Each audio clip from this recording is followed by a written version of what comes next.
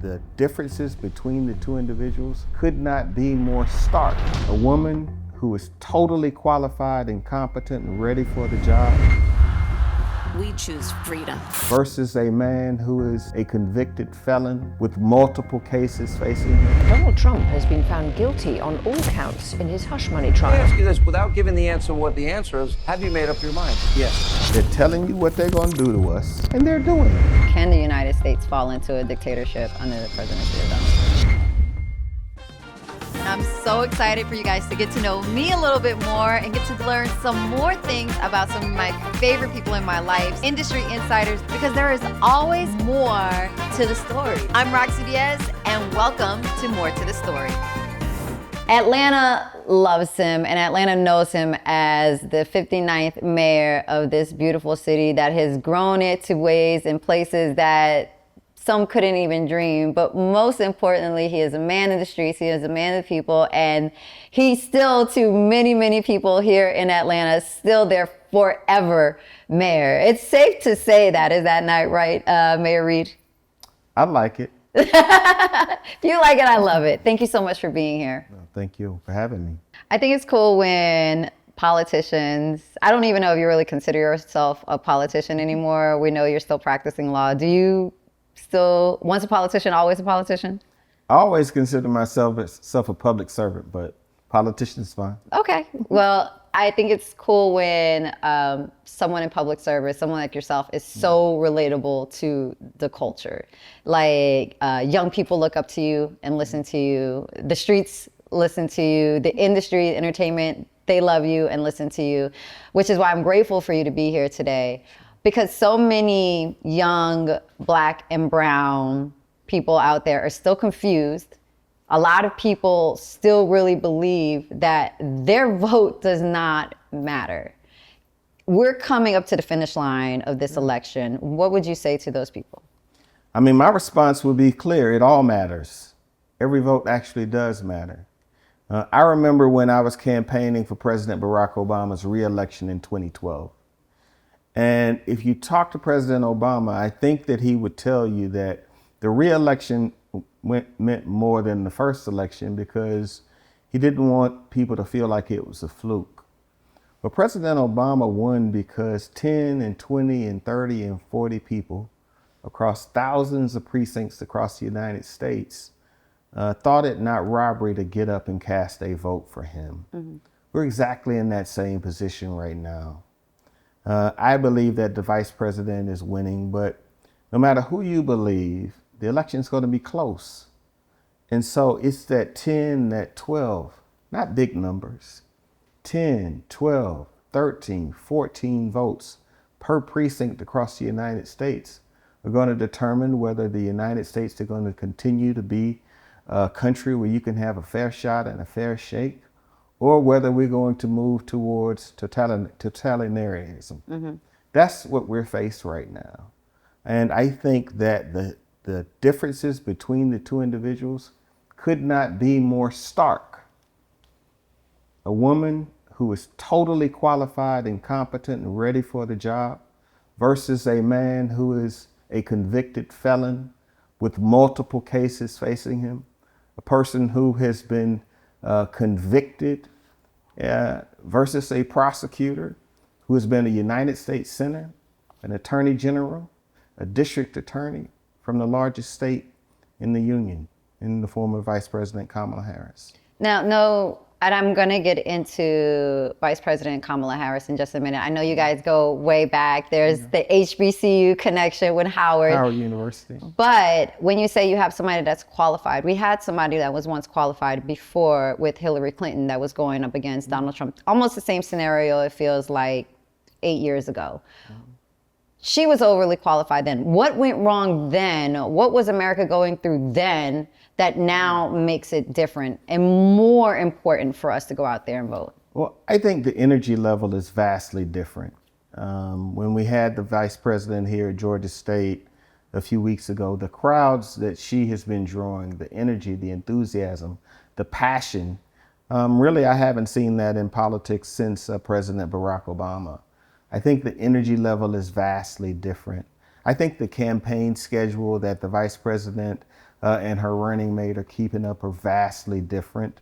With no disrespect to Secretary Clinton, in the last 70 days of that election, she didn't visit Michigan or Wisconsin or Minnesota. That's not something that Vice President Harris, they have been to Michigan, been to Minnesota, been to Wisconsin, and her running mate is from Minnesota. It's that Democrat blue wall that if you want to be a Democrat that gets to 270 electoral votes, you really do have to have it. So that work is being done. And as we sit here today, the vice president and her running mate are up in all 3 of the blue wall states. Georgia is so important to this election, but we're seeing how there are more and more hurdles that are trying to be put in front of the Georgia vote. They're making it harder to vote in this state. What did your administration do to ensure that people had their fair shot of voting? Well, the first thing we did was galvanize voters and made sure that our employees, we had more than 8,000 employees. We made sure that they had a day off and time off. And then we encouraged other local governments and private sector companies to make sure that people had time off to vote. And so this is going to be an election where every single vote matters. Atlanta is going to be at the center of action. But because we are the home of people like Dr. Martin Luther King, Ambassador Andrew Young, Congressman John Lewis, we take voting very seriously and we treat it as something that's precious. That's why we're represented by Raphael Warnock in the United States Senate. In that election, Rocsi, he had to be elected 3 different times. And so voters in December and in November, all of the old stereotypes about voting were cast aside in the state of Georgia. And so because of that, as opposed to having 2 Republican senators, which Georgia had for decades, we're now represented by a Jewish man in the form of John Ossoff, and we're represented by a Senator Raphael Warnock. And we make the difference in the United States Senate. The bottom line is the people of Georgia are going to get out and do what we know how to do. We're going to make history. And we're not just going to deliver 11,970 votes. We're going to deliver enough votes to make sure that Kamala Harris wins the state. I think we're going to beat them by 20,000. You're one of the few people that could speak about Vice President Kamala Harris on a more personal side. Yes. You guys went to the same Yes. HBCU. Howard University. Okay, we know. Yes. You know, I'm Bowie State University. If we're going to talk about Yeah, that's right. the different You know. HBCUs that are there, but very proud to be able to represent for an course. HBCU. Who is she as a person? Because I feel like a lot of people are still not sure yet. I've gotten the pleasure to meet her, and I feel like she is a girl's girl, but a lot of people haven't been able to get up close and feel comfortable or feel as if she's approachable yet. What would you say? I met the vice president in 2003. So this has been a 23-year overnight story. I, along with Ambassador Andrew Young, a gentleman named Eugene Duffy, and a small group of us hosted an event for her when she was running to be the district attorney of California. What I want people to know is this is somebody that cares about you. She really does. That's who she is. This is a person who, anytime there's a decision to be made and there's an argument will working people and ordinary people benefit, she lands on the side of working folks and ordinary folks. During the mortgage foreclosure crisis, she negotiated the largest settlement, the $20 billion settlement, when the administration in power was President Barack Obama's. And so there had been a recommendation that was less than that, but because she cared so much about people who had lost their homes and who had been treated badly, she stood up to her friend, President Barack Obama, because she was for the people. And so when you're president of the United States, you're in a lot of rooms and you make a lot of decisions alone. Mm-hmm. And what you need to have confidence in is that that person is going to make a decision for you when they're in that room alone. What do you say to those, and it comes from men in general, that say America isn't ready to have a woman president? Do you think at this point of where we are in society that it actually really matters whether it's a man or a woman in that job? Well, you know, I'm from the University of We Gonna See. And I believe that the country is ready to have a woman president. And I think in less than 45 days, we're going to have a woman president. And the Kamala Harris that I know is the best all around. And that's why she's going to beat Donald Trump. That's why she dominated him in the debate. That's why after President Biden made the decision to leave the stage, the entire Democratic Party galvanized behind her. She's the best all around. She's a black woman from Oakland, California, and every time there was a decision to be made about working people and ordinary people, she's on the side of working people and ordinary people. When there's a decision to be made about what sorority she was going to pledge, she pledged AKA. When there was a decision to be made about where she was going to go to school, she went to Howard University. When there's a decision to be made about whether she was going to go and make a fortune practicing law in the private sector or go work for the public, she worked for the public. So time and time again, she's been for you. And she's been for folks like me. And to all of the black men out here who are sitting in the barbershop and having these conversations about women, you got a mama? Think of what it's going to mean all over the world when the most powerful person in the world is a woman of color. Whether you're black or Latino or Asian, the fact of the matter is, having a woman in that position is going to change things for women all over the world. And what I say to brothers is, we owe sisters. When President Obama announced for president, you didn't hear women talking all of this stuff. You didn't hear it. They rallied around Barack Obama in the Hispanic community and in the black community because it was time. But to say to black men, we owe our sisters, is that? Totally appropriate in my mind. I mean, you got a mama, you got a sister, you got a daughter. I've got a daughter. What do you think it's going to mean for her life to see a person that looks like her be president of the United States? So I think it's totally appropriate because Donald Trump talks so crazy. Yes. And so we're in an environment where you're not going to cool your way into winning because he talks crazy.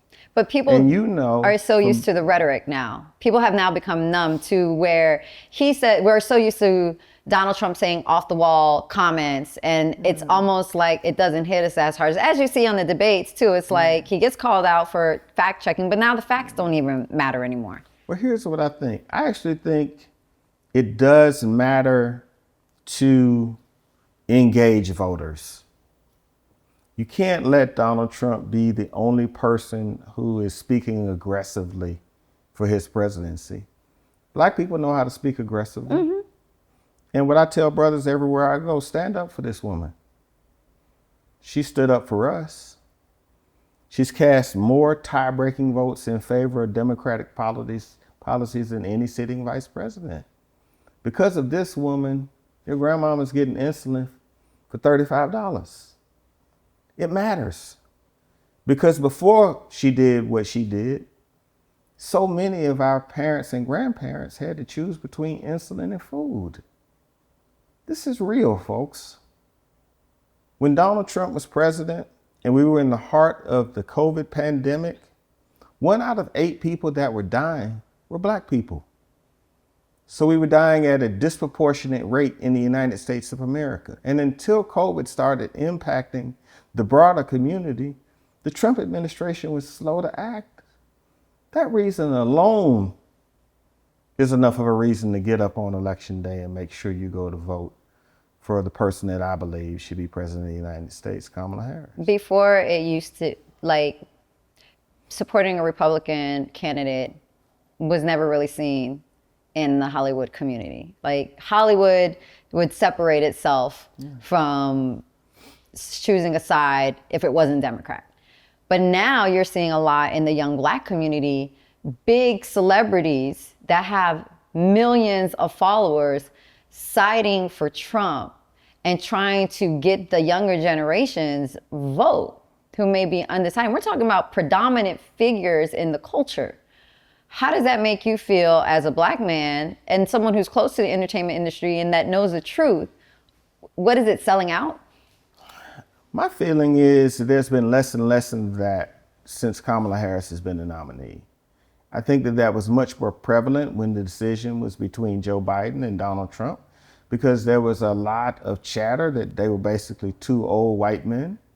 I think since the vice president has taken that role, that number has certainly in the Black community dissipated, because it's going to be very hard for a Black man or a Black woman to be against the Black woman. You had a recent controversy that involved Janet Jackson. I didn't hear her make the statements that she made, but the response to what people thought she said about Vice President Kamala Harris was enormous and quick. And so I think it gives you an example of how unified the Black and brown community is behind Vice President Kamala Harris. Lots of times, though, respectfully, the Black and brown community want to, of course, support each other. Let's try to advance the culture and advance the race. But then they'll say, what did President Obama do for us? He did plenty. He did plenty.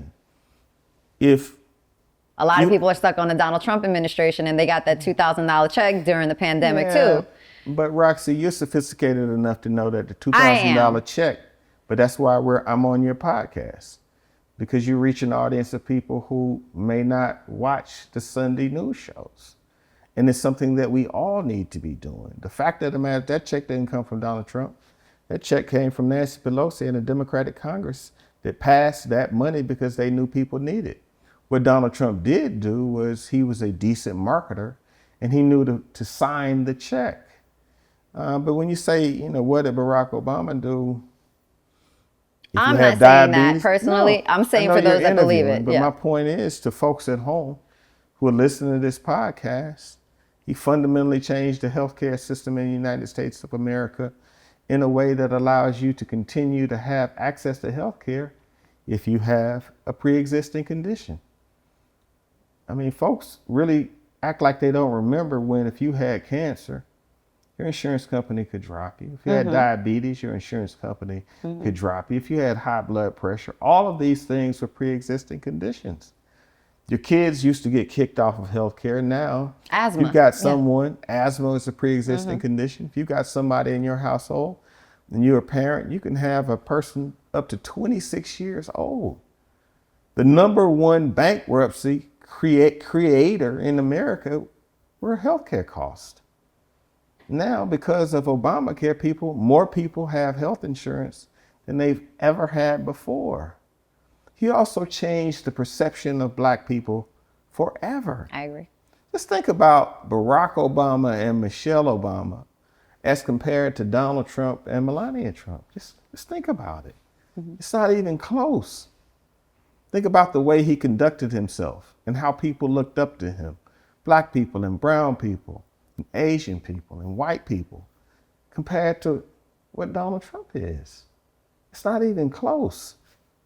And so I came by and I'm so grateful that you gave me the time, because we have to speak to people where they are. You can't do it in a traditional way. And because I care so much, I'm going to go where any opportunity I have to reach people that I wouldn't traditionally be able to reach. And because of your professionalism and because of your profile, there are people that are going to watch this program that I ordinarily wouldn't be able to talk to. I don't think that people really believe that under Donald Trump that there could possibly be a real dictatorship. Can the United States fall into a dictatorship under the presidency of Donald Trump? All coup attempts are the rehearsal for another coup attempt. So in my judgment, January 6th was an attempted coup that Donald Trump played a major role in being responsible for. And so whenever someone attempts a coup one time and are allowed to get away with it, I think that there's a likelihood for them to try again. And so it's not far-fetched. He said he wanted to be a dictator for one day. But I don't know many dictators who actually are able to become dictators and then they give it up. So I think it's highly unlikely that he's a dictator for a day that he's going to give it up. That's not the tradition of dictators.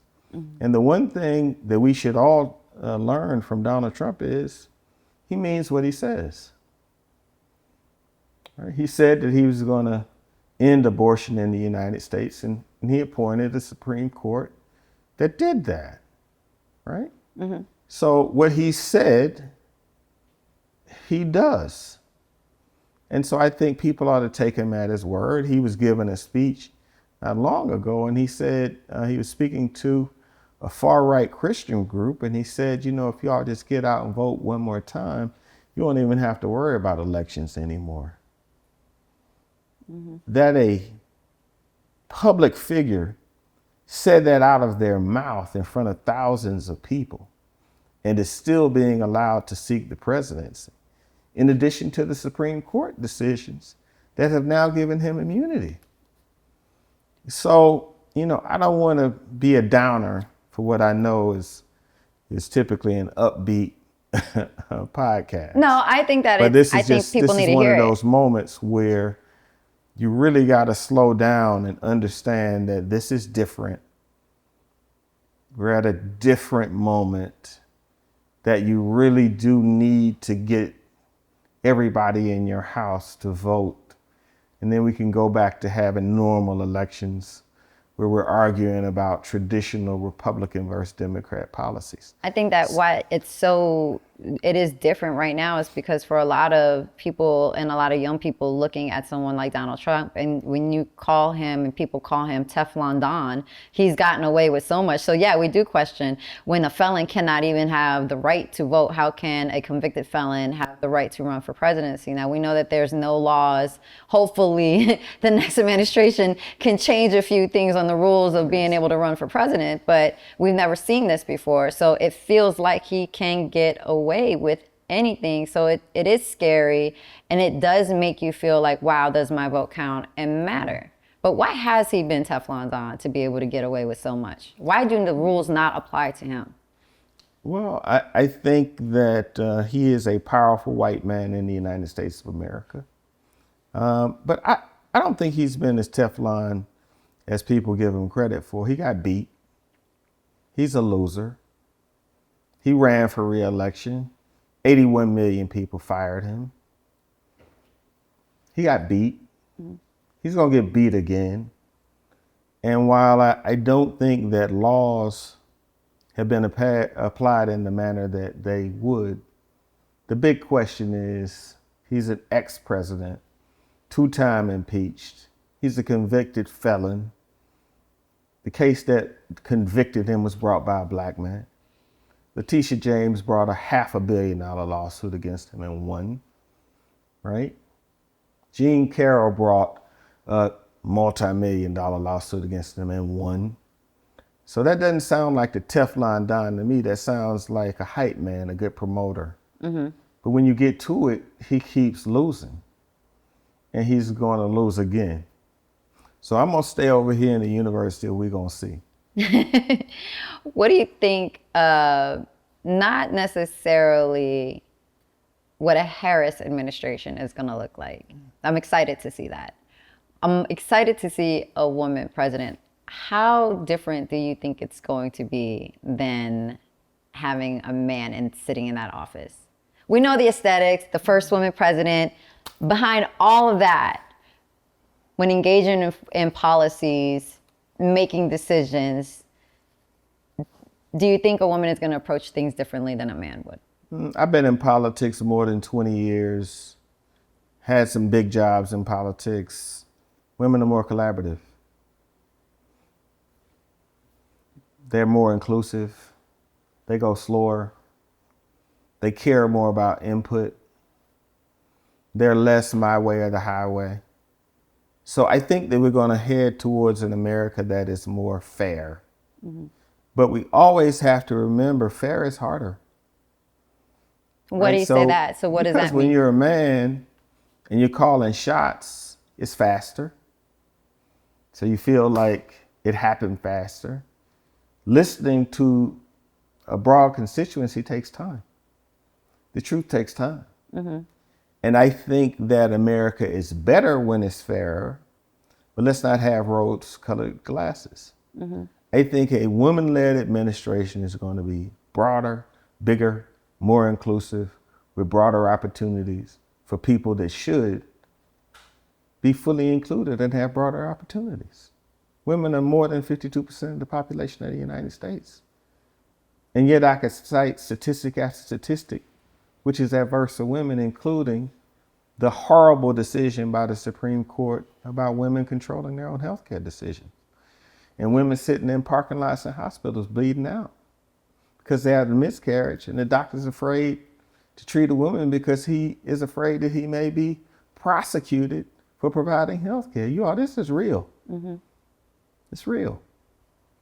How would she, because abortion rights is definitely a hot topic right now, and a lot of women are right now supporting Vice President Harris because of her decision to reverse now again Roe v. Wade.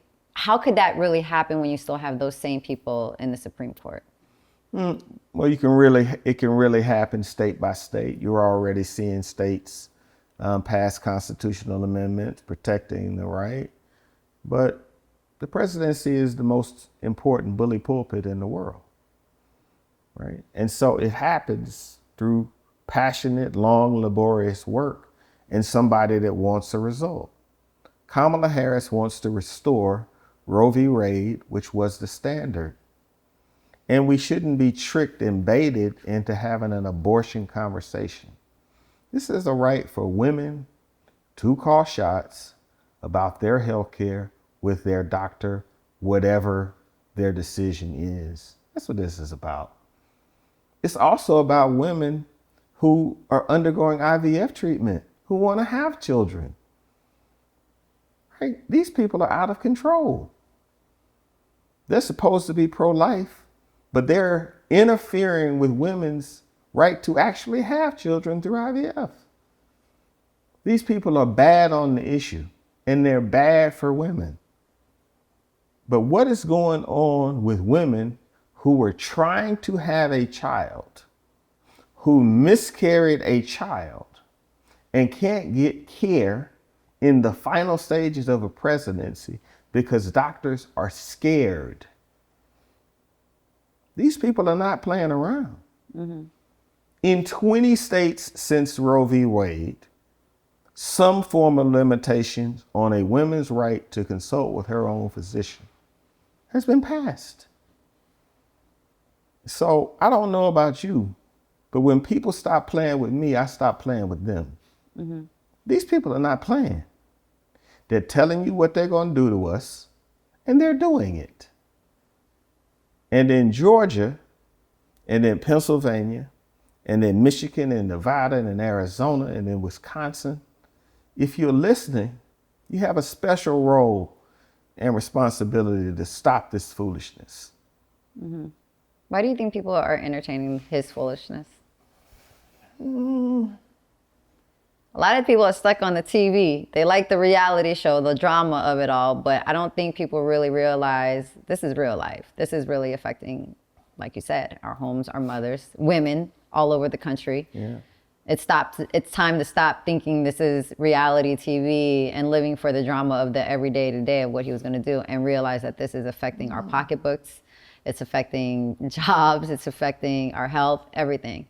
And exhaustion as well, our mental status. I don't think we're giving the American public the credit they deserve. He's an ex-president. He got beat.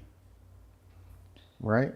So, I mean, the school that I come from, you go to yeas and nays, you have a vote, he got beat. I just think that, all work is easy work. Hard work is light work. So if we do our part between now and Election Day, he just said the other day, if he loses this time, he won't run again. This chapter of American history needs to close. He had his opportunity to govern. 81 million people voted him out of office. He's running again. He's worse this time than he was before, right? We have an opportunity to elect someone who is so clearly better, a better choice, and so much better prepared, who's better for women, who's better for Hispanics, who's better for black people, who's better for white people, who's better for rural people than this man on the issues. He's terrible. He's terrible. All he wants to do is pass tax cuts for rich people. He ran up the highest deficit in the history of the United States of America during a 4-year period of time so that he could pass tax cuts for rich people. And I'm here to tell you, right? Everybody believes that they're going to be rich, but the reality is that this person is not for you. And the tax cuts that he's working to pass, 98% of folks in the country won't be impacted by. She's for us, you know, and that's why I'm so grateful to you for being in Atlanta today and letting me have this time. What do you feel like the first 100 days of her presidency will look like? A lot of people like to talk about that. You're in those calls. You may have the in on what you think her first priorities would be. What would you say structured her first 100 days would look like? I don't think about stuff like that. I think about these 40 days. I wish I had an answer to that, but you know, I'm from the university, we're gonna see. So I think about the 5th and making sure that if you hear this podcast, you organize your household and the people you know to vote. Like, we don't have a big ask. It's that 5, 10, 15 people. Like if you are watching this podcast or listening to it, you can directly make sure that 5 to 10 people actually vote. And if we organize like that, we're going to elect the first woman president in the history of the United States of America. But it's that 5, 10, 15. It's not 100. It's making sure mama them, cousin them, sister them, that person that may typically miss a vote, but you still let them come and hang out at the house? No. On that day, we need to ask for a favor. Don't miss election day, because it all matters. I appreciate your time, Mayor Reed. But, you know, a lot of people are wondering, they were curious on why you didn't decide to get further into politics. And there was even a point where Steve Harvey said he could see you in the White House. So do you have any aspirations of going back and serving the people in that capacity? I have one aspiration, and that is getting my friend and someone who I've known since she was an assistant DA in San Francisco elected as the 47th president of the United States. And that's enough politics for me. There's always a chance for the 49th president, the 50th president, the 50th, you know, in the future. We'll be supporting you for that. You gotta pick I don't which think I state can qualify. you're gonna be from. You know? No. Mayor Reed, thank you so much for your time. I appreciate you. No, thank you.